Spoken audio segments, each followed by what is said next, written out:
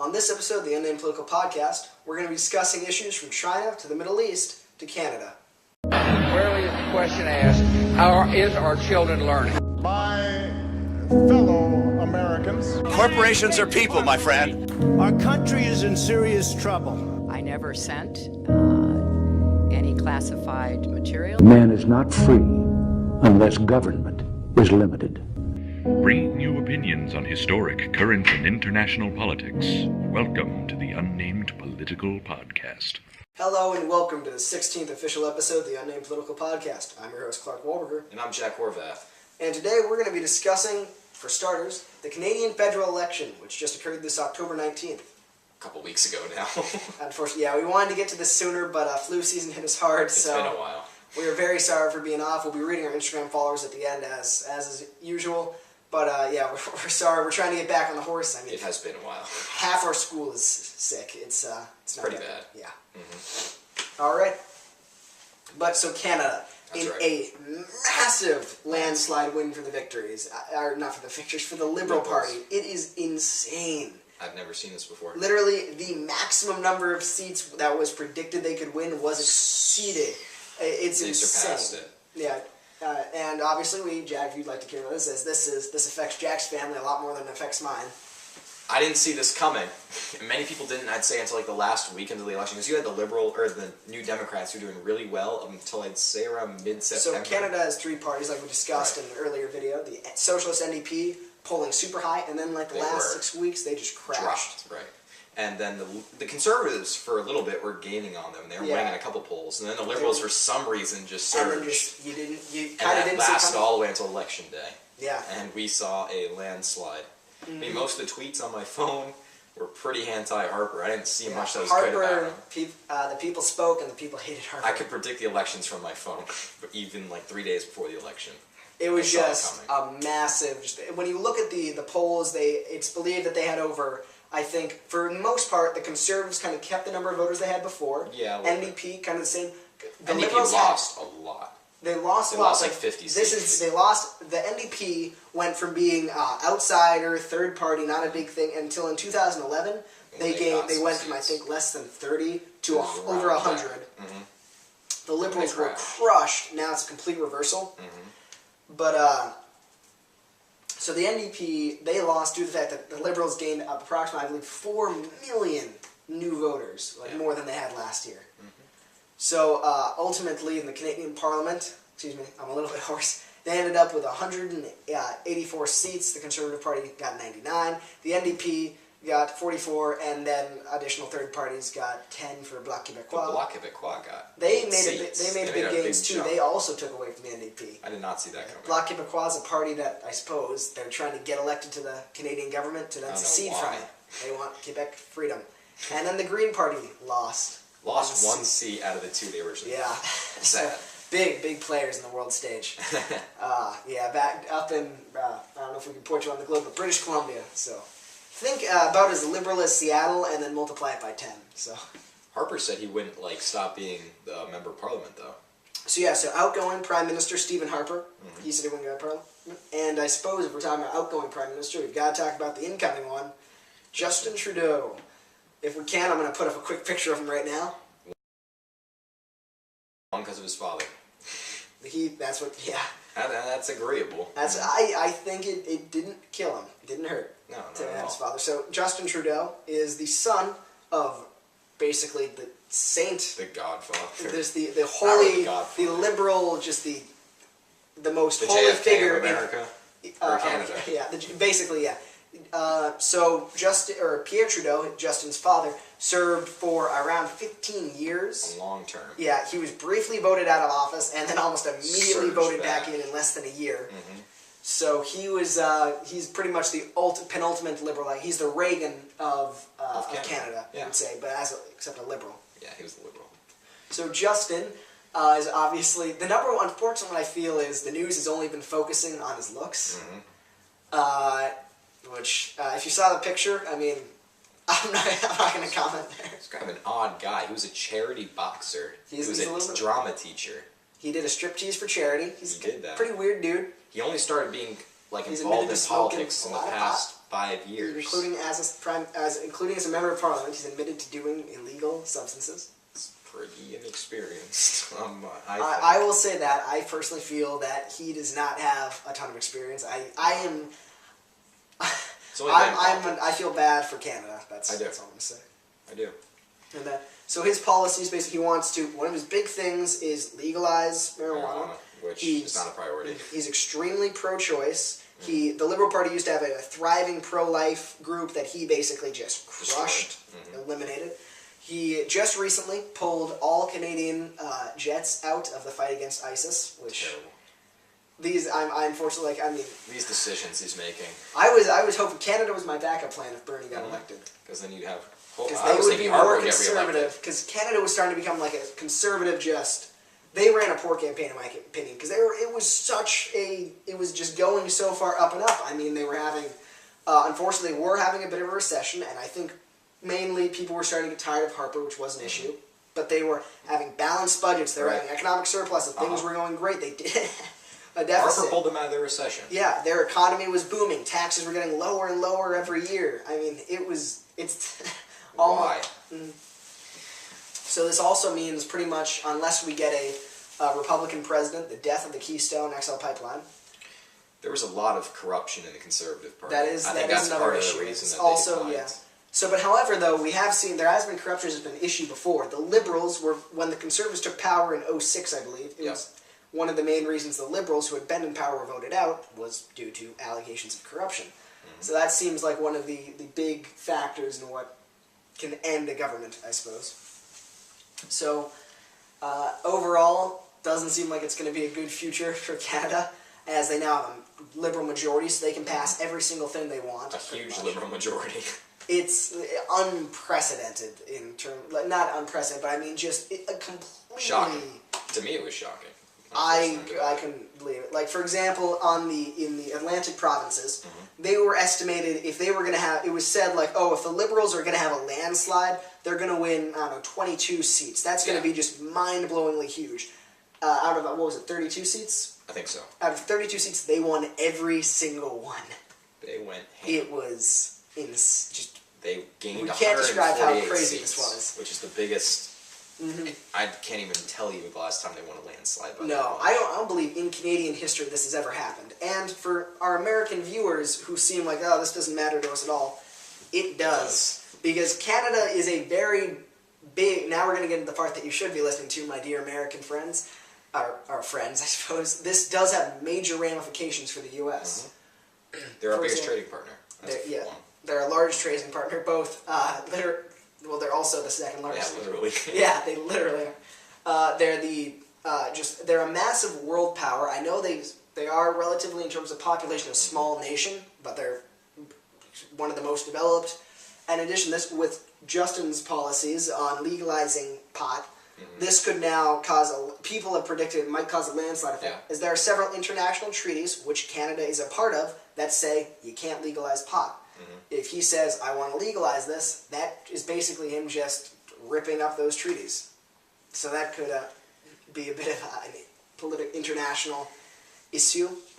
We're also seeing the fact that with him pulling out of the Middle East, this could be a sign for other liberal nations, or some other, just other nations, to try to have this argument of, oh, if they're pulling out, we should too. That kind of ramification. This also means that now ISIS is going to be getting a bit stronger. That's right. However, we will be getting to this later, maybe not as strong as we thought, considering what new U.S. actions in that area. However, so, Jack, would you care to, you're just... I'm shocked. I honestly felt, I'd say up until 2 days, maybe 3 days max before the election, I thought the Conservatives were going to win by a decent amount. Maybe not as much as the previous election, but I thought they would still gain somewhat of a majority. I was shocked. I did not see this coming until literally election night. I saw the first polls before they even won any ridings saying the Liberals were going to win this much more, and I just sat back. I was like, oh my god, this is a train wreck, and we got a train wreck. It's a pretty... This is just a huge thing.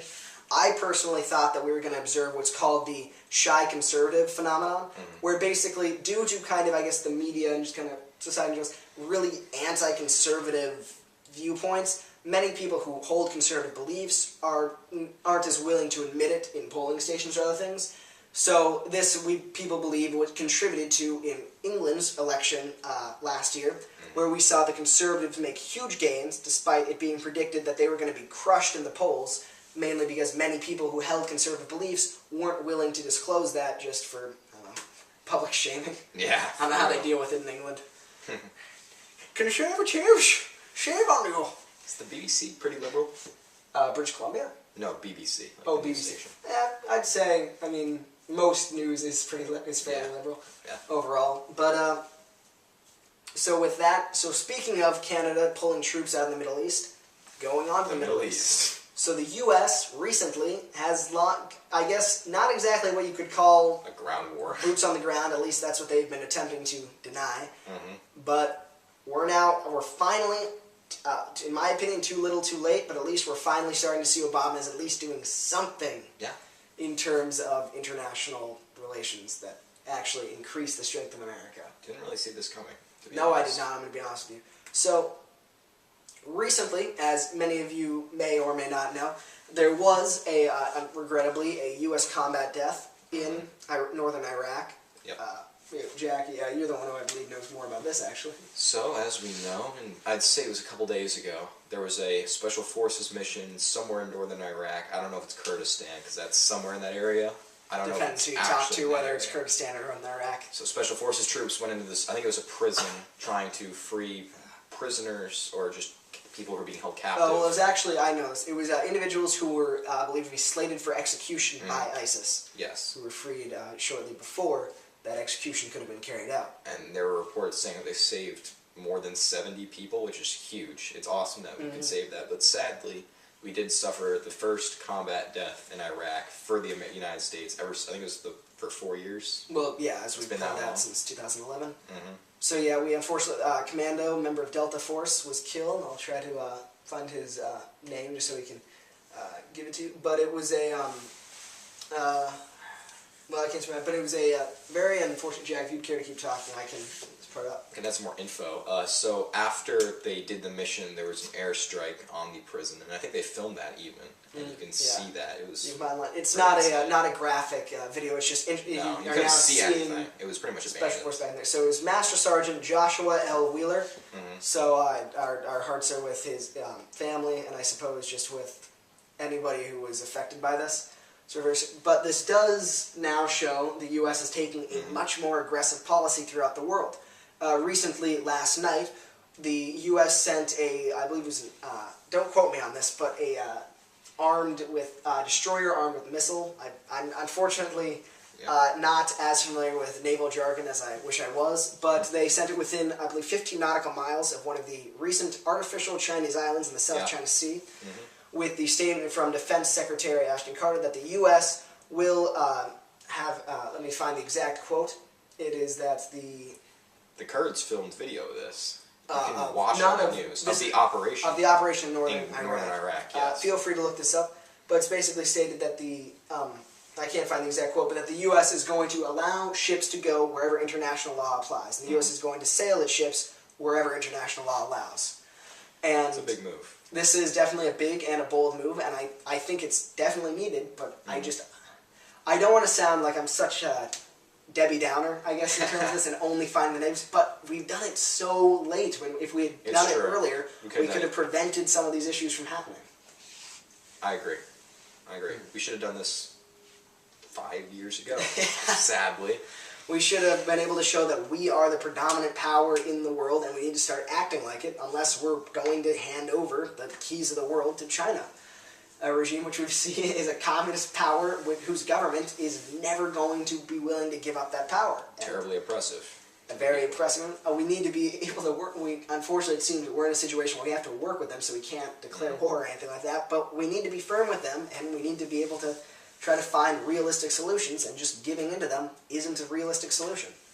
Yep.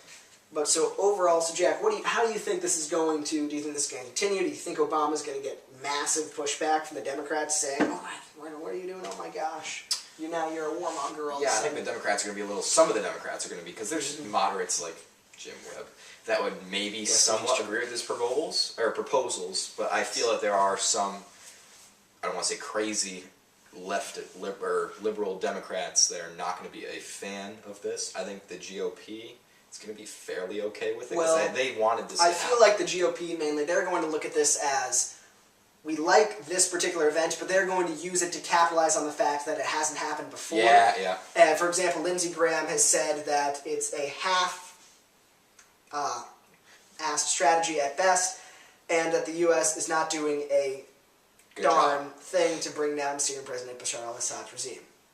Yeah. So I think what we're seeing, they just are really, they've been mad with Obama this whole time, and this isn't going to change their minds. Mm-hmm. So I think this. So what do you think we need to do specifically in the Middle East? Do you think this is enough? Do you think we should be doing more, less? Should we follow Justin Trudeau's example? I don't think we should pull out. I think that's definitely wrong. I think we need to show a bigger presence in the Middle East. We need to make more free governments that are actually free and actually don't have corruption and control the people and are able to stop these terrorists themselves, and that we don't need to keep policing them, and we should be able to let them do what they want as soon as we trust them enough, but we have to be there at first to help build them up. Because unfortunately we've seen where governments collapse, for example in Libya and Egypt, we have this power vacuum that gets filled in most cases by the most radical group, and again in most cases radical Islam. And we need to create an environment where that doesn't happen, where if we're going to get involved in an area, we need to, one, understand it, which we've seen we haven't done. Yeah. We need to, two, find realistic strategies to stay there until it's stable, not pull out too early. It's unfortunate. It's what we've seen in Iraq. Yeah. We pulled out, and ISIS is in, and now we have to go back in and take care of ISIS. And unfortunately, we're already seeing what looks like the first of what could be many U.S. casualties. Defense Secretary Carter stated that American soldiers will be in harm's way, no question about it. End quote.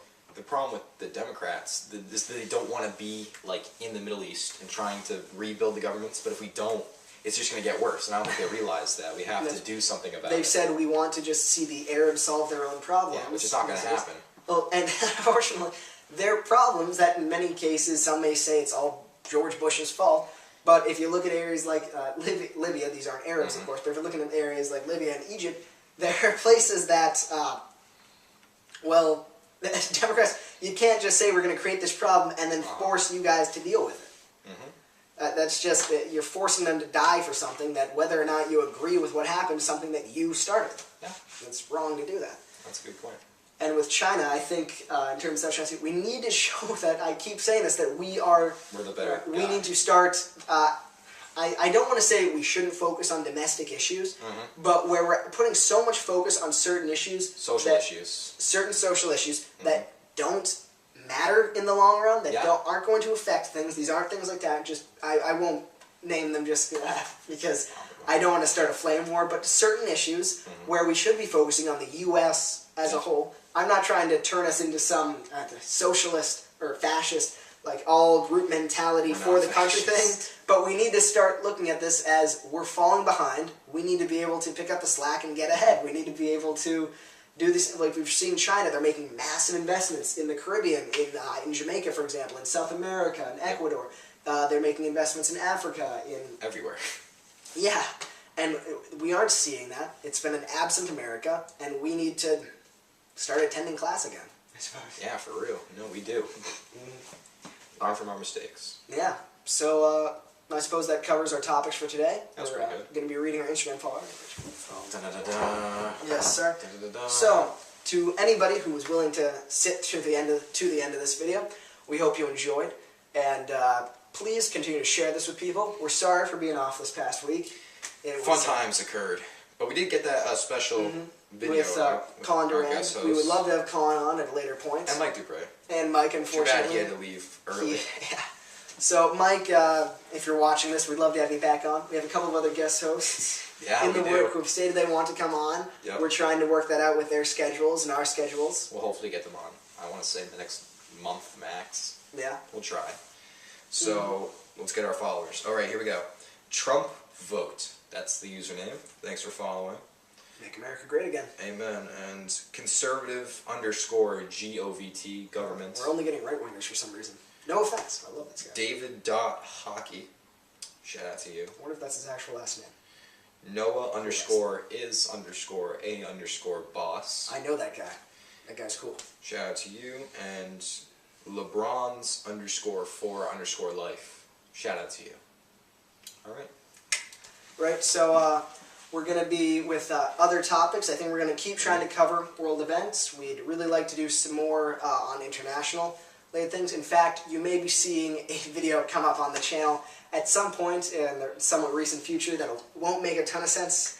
We're doing a economic summit, I suppose you could call it, for school, and it requires that we make a video if we want extra points. A proposal for an economic proposal that we're making. We're representing the nation of Ghana. Care to flip the globe to it? Oh yeah, let's see. Do you know where your own country is, Jack? Somewhere there. Somewhere there. Somewhere there. One of those coastal countries. No, it's I don't want to reach all the way over, but yeah, it's one of those. Oh wait, no, it's right there. There we go. Gotcha. All right. That's wrong. Yeah, but basically, so if it doesn't make sense, we're just trying to do it for the extra points. We're sorry for that. But so we hope to be doing this more frequently. We'll have an unscripted podcast maybe in the future. Yeah, we'd like to do that too. All right. We'll try to get these videos out weekly. We can definitely do it weekly. We can definitely do it weekly. If we can do it more, we'd love to do that. Yep. But I suppose let's sign off. I'm Clark Wahlberger. I'm Jack Orvath. See you next time. Adios.